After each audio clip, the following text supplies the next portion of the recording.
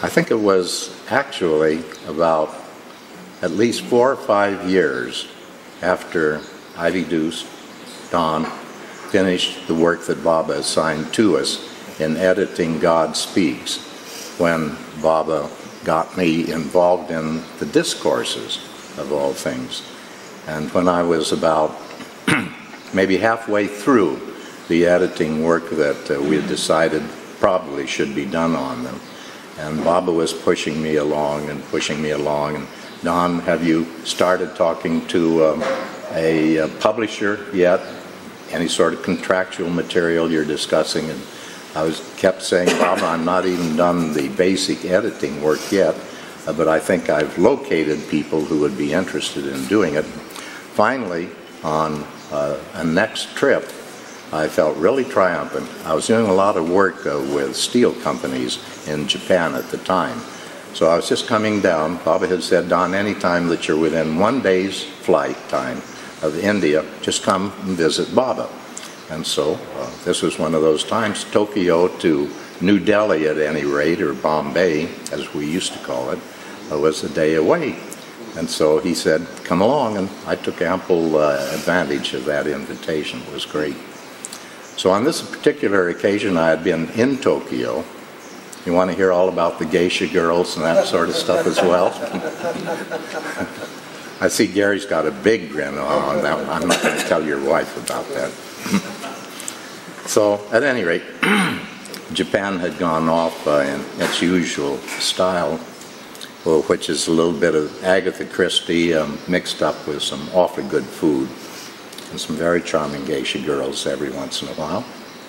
And so here I was with Baba, and I had talked to a publisher there who was offering to print. We had decided to print these in 3 little volumes, and his printing estimate, and he was ready to follow it up with a firm contract, was about 10 American cents per volume. That's a pretty good price. Wow. How can you lose? So I thought, well, Baba's going to be really pleased, and I'll get some good smiles out of him on this occasion. So when Baba had gone through his, you all know, I've told you many times the rigmarole that Baba would always go through each time I arrived. Don, did you sleep well? Did you have a good breakfast? Did you digest well? Did you have a good toilet? That wasn't exactly, Irish had more explicit words than that, but we'll put it that way for the sake of diplomacy or gentleness. And we had gotten through that little bit. Baba said, now, tell me how things are going for the new discourse edition. And I said, Baba, we're about to sign a contract. And I told him a little bit about the economics. And Baba, even in India, was surprised what the Japanese were willing to do up there. 10 cents a volume, if you can imagine. You know, they're not tiny volumes if you've ever seen that little 3-book edition. At any rate, then when I was talking with him about it, and he was saying that's great, and I was saying something or another about getting the work pushed along, and then all of a sudden, the words came from my mouth, but I don't know what good it's all going to do. Now, can you imagine words of pessimism like that coming out? You know, this is tantamount to saying, Baba, I think you and I've got holes in our heads for dreaming up a project of this sort that I don't think is even going to get accepted by humanity. That's what I was essentially saying. So here we are. Don has just said, I don't know what good it's all going to do.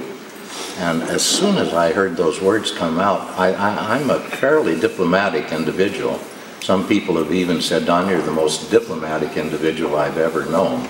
It wears thin, a little bit thin these days, but I used to be quite diplomatic. So I saw Baba rear back in his chair. And I knew I was in for it because there was a look in his eyes that I'd never seen there before. And so he gestures, and Harry says, Don, what do you mean by that? And because I had been through twice already, years before, with Baba, 2 vows of absolute honesty. one related to the new Sufi charter for Sufism Reoriented, which was a pretty tight one. And then again, when I started, let's say, coming on business visits and breaking off and seeing Baba, one of the questions he always asked me, and I knew that he was taking this for real, Don, does your president allow you to be honest in your dealings with your customers? And actually, I could say, Baba, the people who handle me are perhaps the most honest people I've ever known in my life, and there is absolutely no question of any dishonesty. But he would still check that discreetly, diplomatically with me each time I came through, so it was terribly important. So when Baba says, Don, what do you mean by that? I don't know what good it's all going to do. I knew I just had to do it completely honestly with Baba, pulling no punches. Now, this is a part of the story that's a little bit sad, and I know a number of you have heard me tell this story several times, so please forgive me. But it's such a terribly important point, and it remains an important point now. And that's the principal reason I spent a little time again on it. I had been getting used to the fact that any number of not just my Baba friends, but other independent friends and other esoteric adventures with other groups were all getting rather almost obsessed by the idea that if anything associated with the head or thinking or reason or logic was involved, this was anti-spiritual. It was not only not a help, but it was an actual barrier. I'm not kidding. I'm sure you've run into it.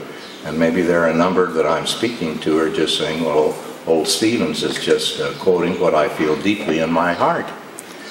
There are a tremendous number of awfully sincere people who feel that head functions actually inhibit and block true spiritual understanding coming from the heart. So I had been getting used to this, and here was I working on a project, had been working on projects with Mayor Baba for 4 to 5 years by that time. And boy, there were words involved, there was philosophy, there was reasoning involved. I think the most brilliantly put together story of creation and what it's all about that exists. And it's in words, and it's logical. And Baba made right from the very beginning very clear to people, I want you to read this. I think it was Robert Dreyfus, he said, read it until it sings in your veins. And I thought that was a beautiful poetic way he instructed Robert Dreyfus to do it. But by the time that, let's say, God Speaks had come out, and a few people had taken a look at it, there were quite a few people who said, I just can't get anywhere at all with this book. So here was Baba, you see, and we were about to sign a contract with a Japanese company, and I'd said, well, I don't know what good it's all going to do. And I did mean it, because that type of thinking and the feeling of being stopped by words had become so intense by that time that it afflicted me deeply. And I have to be absolutely honest with you. Some of the people that I love most dearly in this world say these things. I don't agree with them, but I know the sincerity with which they pitch it. And every once in a while, you know, I put forth my own particular viewpoint. So we don't play hide and seek with each other. We're perfectly honest. It does not prevent me from loving these people, honoring them, and continuing close friendships. Not at all. But I do know some of them would say to me, Don, to be perfectly honest, I have never read a word that Mayor Baba has written. I adore him, but I don't think it comes through words. So this was essentially what was in my heart, and it just sort of sprang out spontaneously and unknowingly, even to me. I didn't will those words. They just came up deep from the guts, should I say, and there we were. So I was trying to explain to Baba a little bit about this, and I've got to be just a little melodramatic with you, but it's part of the whole thing. I have never seen a look on Baba's face as developed as I went along, explaining this to him. And so as I finished off actually a rather short conversation on this subject, Baba turned over, looked directly at Arish, and they began going to work with each other in Gujarati. So here's Baba, and I want to go back to the look on Baba's face, because this was terribly important to me. I've never seen Baba look, but he looked cavernous in his cheeks, drawn, gray in the color of his skin. I have never seen this sort of an expression on Baba. Unfortunately, I never saw it again, at least in any of the times that I saw him after this. So when I finished it, he turns to Arish and starts talking to Arish a little bit. And then he says, "And Don, do they say this about Baba's words?" And I knew I had to face up to it, because some of the people who I know cherish Baba dearly, deeply, sincerely, work at it. You know, they're sincere. There are some of the people who said, "I've never read one of Baba's words."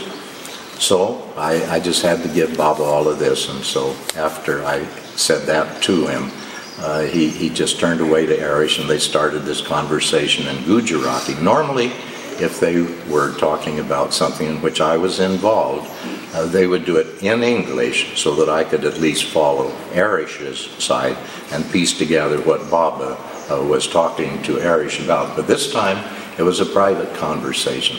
I didn't have any entry into it for at least 5, maybe 10 minutes. It was long, it was tough, and it was important. That was very obvious. So when they got done with all of this, Baba stopped, turned back, looked at me.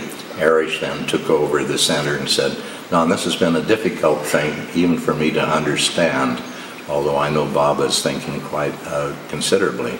But the concept he has been trying to give me in this instance is not one that I have been familiar with in the past with Baba, and it's taken me some time, and even now I am not sure that I can properly express in words what Baba's trying to tell me." He says, "As best as I can give it to you." Baba's listening attentively. Arish, do a good job now. Arish says, "Don, Baba says that when he gives out his words for special occasions, such as he has explained to you twice for Listen Humanity, also on occasions when I'm going to be visiting and addressing a group that I haven't seen for some time, and it's sort of, let's say, a special occasion for them.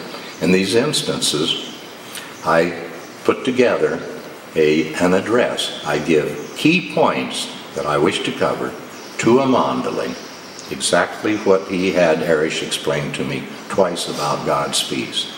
The mandali then takes these points to his room for the evening, fleshes them out, embellishes them, brings them back to me, and I go over these further elaborated points word by word, and I correct or change as necessary every single word in that address. So he said, when I do it in this particular fashion, I do something and Arish says, this is where I wasn't certain, Don, but the best I can explain it to you. Baba says he does something like attaching an atomic spiritual energy bomb to each word. Now that is a major statement, and something that one has to take very seriously and say, that has to mean something for me. Then Arish went on, and he said that when Baba does this, if a devotee works with words that have been charged in this fashion, even if the devotee does not understand logically one word, he will absorb a certain quantity of the spiritual energy that I have attached to each word. And then he went on and said, and this will be of key importance to that devotee's spiritual ongoing. oh boy, this comes right home. You don't have to be bright about it. You don't have to understand it. Just somewhere or another, you've got to focus your attention on it in a meaningful manner. And then, regardless of what logic may come out or what system may come out, the force that Baba has attached to those words is absorbed. It's sort of like an osmotic process. You've all studied how plants get water and nourishment and so on. So it's almost, let's say, an osmotic spiritual process with Baba's spiritual energy. So this was tremendously interesting to me, of course, and when he had finished this, then when Arish had finished this explanation, Baba seemed to be satisfied with it. He nodded his head, looking just like death warmed over. Really, he looked so sad and drawn. I've never seen him like that.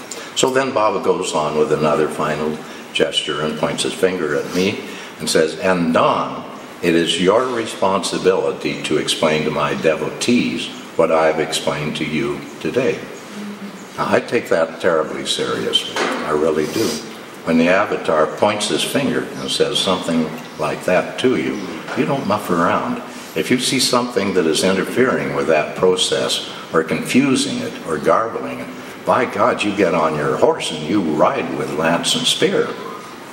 Excuse me for being dramatic about it, but I feel dramatic about it. And the way Baba put it was dramatic. I just have to say it was the most dramatic session I ever had with Baba. And I feel certainly one of the most important. Well, I have a theory. And that is that over several hundreds of years of the usage, increasingly brilliantly and with very evident benefits of logic and experimental examination, and then using, let's say, the powers of observation, and again logic to project this and then to dream up means of application. This is the whole technological and scientific revolution that has occurred in the last 300-400 years, and it is what has created, let's say, the level, the niveau de vivre, how do you say that? The level of life, level of living? The standard of living? The standard of living, that's the expression I was looking for, that we feel is a great, great accomplishment. We look upon that as being something of real achievement. So our efforts have been so concentrated towards developing the base to go ahead in these areas, to project them into concrete projects for people to use and increase standards of living. It's all also been deeply involved with the whole push towards democracy and government. And this is absorbed, I feel, this is a Stevens hypothesis, this is not Meher Baba. And I never heard Meher Baba use these words. It's just me drawing out of it something that seems evident to me. We have used so much of our time, creativity, and energy in these fields that, let's say, the creative arts, the emotions, love and the family, things of that sort have been sacrificed in relation to it. And I remember as a little kid, more and more of my friends being upset with the manner in which they were treated in their homes. I'm sure this has been happening for thousands of years, but nevertheless, I, in my span of life, saw that increase dramatically until in the 50s and the 60s there were the dropouts, you know, and the ones who wandered off in search of truth and used LSD and all sorts of things like that because they were so fed up with the lack of sustainment that they would get from their own family environment and love. So Baba, remember this, Baba always says when the avatar comes in, it's to do a number of things, but first of all, primarily, he comes in when Dharma decays, when truth decays, and the speed with which the individual drops soul, recovers truth and goes on towards God realization, slows up dramatically in the whole process. But that is not necessarily the only ill which occurs at that point.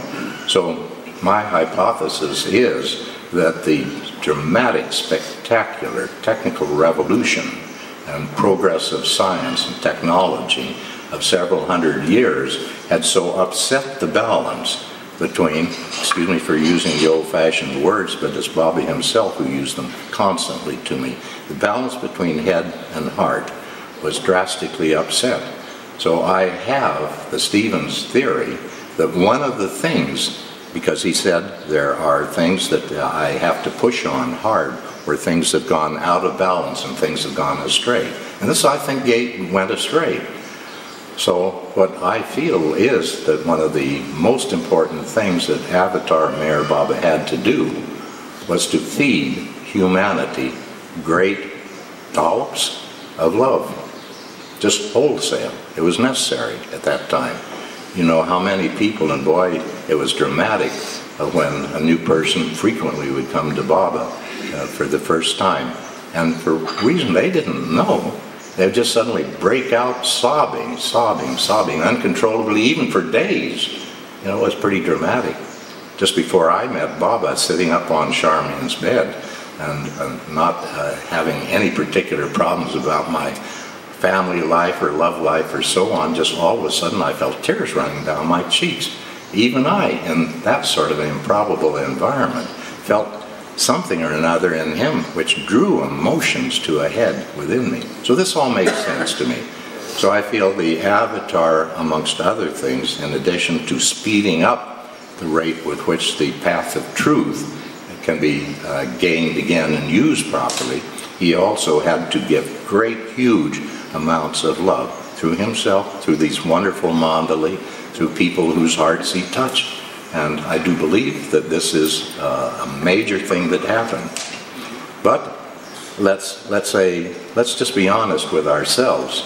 Is it likely that the Avatar has to go on doing this for hundreds of years or thousands of years to reestablish some sort of balance again?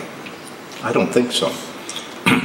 So Meherabad on 2 occasions, again I've told you this, but it made sense finally in relation to this whole problem, suddenly sitting in Meherabad, just the 3 of us, hall, Mandali Hall, he turned to Arish and said, Arish, you know, I think Don is just about the perfect balance between head and heart. And you remember my reaction was, I know what he's doing. He's trying to get a rise out of the Stevens ego. And as soon as it rises, then he's going to chop it. So I'm not even going to think about this lovely statement. I know what he's up to. I was real proud of myself. So, you know, I have something that I call the neutral plateau. When I get into a pickle and emotions tend to seed, I deliberately put myself on the neutral plateau. So on this comment of Baba's to Arish, I went right onto the neutral plateau. I refused to think about it, even a tiny bit from that point on. And so what does he do? 6, 8 months later, when I'm there again, sitting in Mandali Hall, Meherabad, talking about this subject and so on and so on, and all of a sudden he breaks off and looks over at Arish and said, you know, Arish, I think Don is just about the perfect balance between the head and the heart. He knew what I had done, that I hadn't gotten the drift of what he was trying to put over and tell me, and I suddenly realized Baba does not repeat himself. The only times, rarely, that I have heard him repeat himself, it was to tell me, Don, what I am saying now is very, very important. And in your lifetime, you're going to see problems in this area. And I want you to remember what I have indicated as being Baba's feeling in this area. So I said to myself, Baba is telling me that the balance between head and heart is important, and it is going to threaten to go seriously out of straight. Now, you know, Baba also talks to us about the pendulum of a clock, and the sanskaras are here, and then they go to sort of a balance, and it goes too far to this side, and so on. So, doesn't it seem possible, and even logical, that when the Avatar, I'm convinced Baba did this, when he gives these great surges of Avataric love pumped into people and into creation in general, isn't it very likely that the thing goes past the balance point and up to the other side where there's too much of it, and people are saying, this is the only thing, this is the whole reality. And when I began to see that happening, I said, now I understand why Baba did that 2 times, to say, Baba, Don, this is an important principle, and it risks going out of balance again in the reverse direction. So if you want to really read what Baba says very, very clearly on this subject, go to the Discourse on Love, page 2, 3 paragraphs, where he talks about the equilibrium between head and heart, and what goes wrong when there's too much head, what goes wrong when there is too much heart, and the necessary balance that's got to be achieved to be workable. And also, the first page facing chapter 1 of God Speaks, his address at Southampton, I think it was, in which Meher Baba says, amongst other things, oh great, would you read that last sentence in there? No.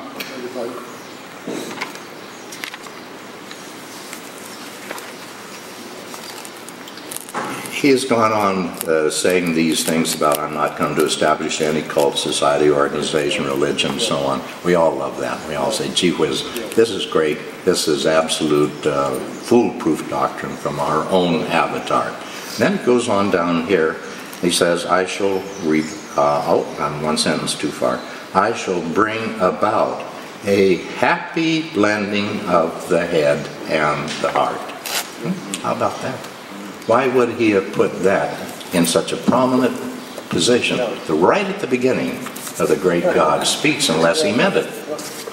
Yeah. For me, he is giving us, first of all, a skeleton, but a tremendously deep skeleton outline of the principles of creation, what it's about, and why we are going through it. And it's really summed up when God had the whim to know his divinity consciously. Because Baba says he started off being unconscious. So that is the whole mechanism which is outlined there. Then, my feeling is, and this is what really excites me these days, to me, he brings us to, let's say, the point where what is called the next cycle of cycles jumps off. And there, I think he deliberately gives us a few key words, sort of tantalizingly, to come on and to start reflecting and using his avataric gift of intuition to carry it on into the next practical stage of the next cycle of cycles. So we've got a brilliant rendition of where we are now and why we are there now, and a few key words that he splashes tantalizingly through God Speaks. And I've found in my own case that I've read a number of these at least 1,000 times and not even tumbled. And then when I finally tumble in some strange situation, I say, my God, Stephen, how stupid can you get reading these words? And now just suddenly you realize what Bob is apparently saying. This is important, and it is key. I'll tell you two of the words that were the first that struck me that way. Individualized consciousness. Well, yeah, we're individuals. We're conscious. You know, you don't have to be standing up and screaming in the bleachers about something like that. You say, yeah, it's normal. What do we get excited about that? But then you start saying, well, individual, gee, that means me and consciousness. And if consciousness is what is being brought from a latent stage to a manifest stage by drop souls, then what's the fate of this individualized consciousness which has been produced? Now, Baba gives another 2 or 3 tantalizing things. If you happen to notice in the charts when he gets up, individualized consciousness. And then I began to say to myself, well, what happens to it? What about Meher Baba himself? After all, he's perfection.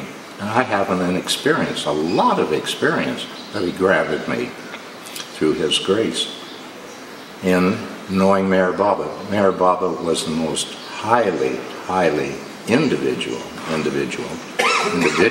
individual, creative in absolute brand new manners of ways I've ever run into.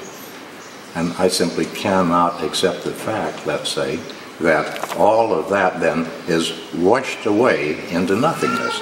Now, dear old Cyrus Kambata, who's the head of the Bombay group more recently. We had done a God Speak seminar there 3-4 years ago. And we were beginning to work with some of these things and be very suspicious that perhaps this individualized aspect of consciousness is immortal. That the individual dropped soul's individualized consciousness remains within the infinitude of God's infinite consciousness as individualized by the dropped soul. Can I do one other thing here? I know I'm tossing a lot of things just terribly fast. I remember in mathematics when we were starting to deal with the concept of infinity. You know, this is a favorite term of Baba. He deals a lot with infinitude, and particularly in relation to God, God's properties. So in the beginning of our work on infinitude, I was very struck that there can be two totally different types of infinitude, but they're still infinitude. One is what I call flat infinitude. It just goes on forever. It's like having a great big roll of paper that extends out here and there ad infinitum. The other type of infinitude is, let's say, typically, classically, numerical infinitude.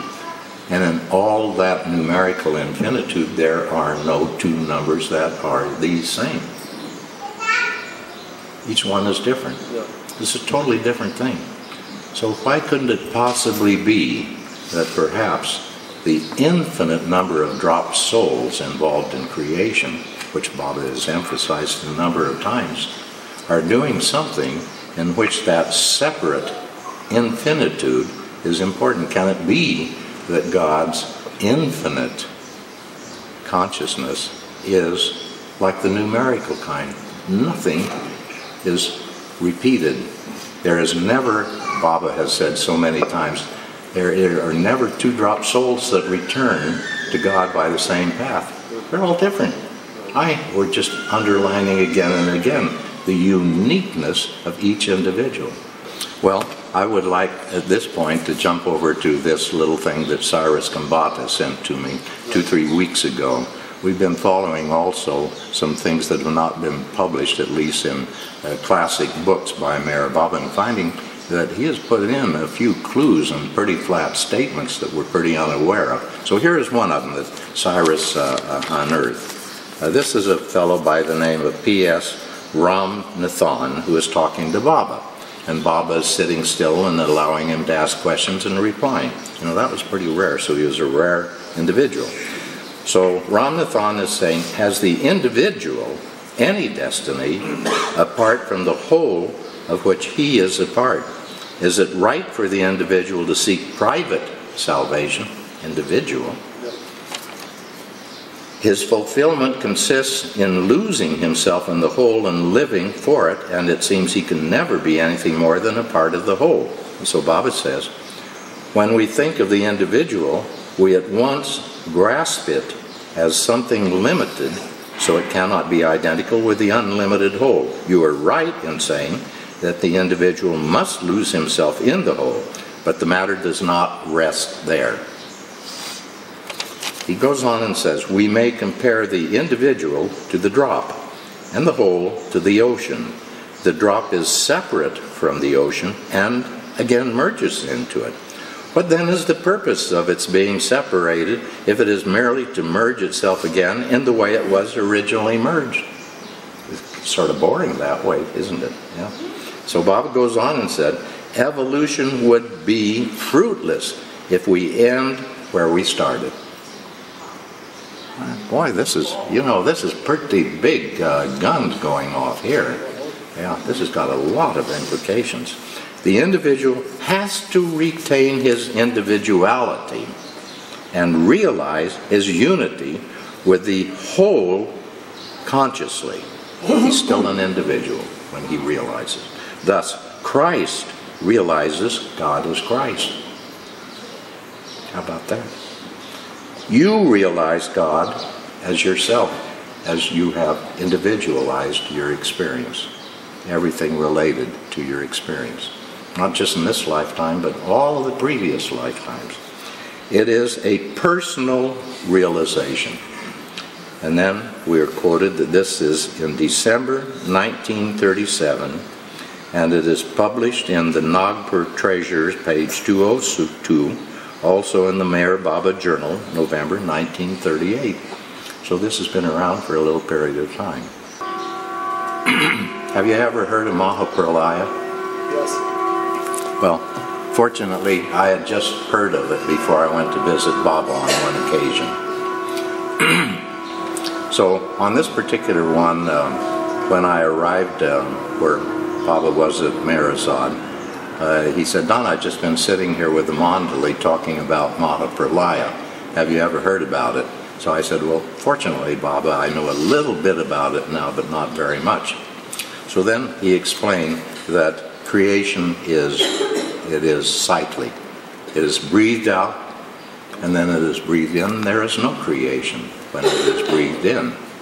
And so I said, "Yes, that was what I thought I understood it to be." And he said, "Well, what do you think about that, Don? You know, Baba's always egging you on to get you to commit your stupidity so he can get you a little less stupid." So he said, "What do you think about it?" And so I thought, well, I really have got my reservations about this one, and maybe I can amuse Baba at the same time. So I said, "Baba, when I heard about Mahapralaya, and I thought to myself, what happens if just the next second Mahapralaya ceases, Mahapralaya occurs, and God breathes all back in, and I'm snuffed out, and all of this blessed work I've done, going to school and earning a living, and going through the tortures of the damned to do this and so on, all done. It's all wasted." And so this is what I popped on Baba. He didn't happen to be amused by it, but he did say, "It's a good question, Don." Yeah, every once in a while he'd say that to me. So he said, "Actually, Don, when Mahapralaya occurs, the drop souls do not cease to exist. After all, they're reality. They shouldn't cease to exist, should they? But they go into something, a state of existence. I termed it the deep freeze apparatus, you know, where everything is just frozen into place. They go into a state of no change at all, just as if they were refrigerated. And then, when the new universe begins to be breathed out, and the new universe comes up to the level which can support the drop soul of Don Stevens, where it was, you were born again into a body, and continue on from there." So you see, even when there is 0, 0, 0 creation around, still the drop soul, with all of its problems and attributes and what it has gained, continue to exist. So if, let's say, the whim is an important component of God himself, it has to be an important component of the drop soul. And this, to me, is the absolute perfect description of the whim, God's creative and impulsive imagination. And this means that every single drop soul has this. Well, you read this to an artist devotee of Meherabad, and they jump up from their seat and say, "Whoopee, this is where we are. This is why we're creative, you know." They take to it like a herd of turtles. But I'm not sure that everybody does, because there are some people who say, "No, I don't think it lasts. I think the whim is sort of like the cap to a bullet.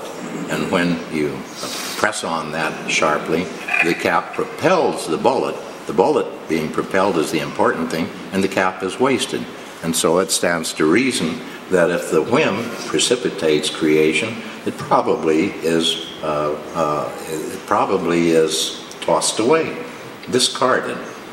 But can infinitude have anything that was that important and just lapse into nothingness and be discarded? It doesn't make sense, does it? So I think we have got another thing that we have got to wake up and start carrying on, the whim in in us, and what it is doing, and what our responsibility especially in this new cycle of cycles of the new humanity.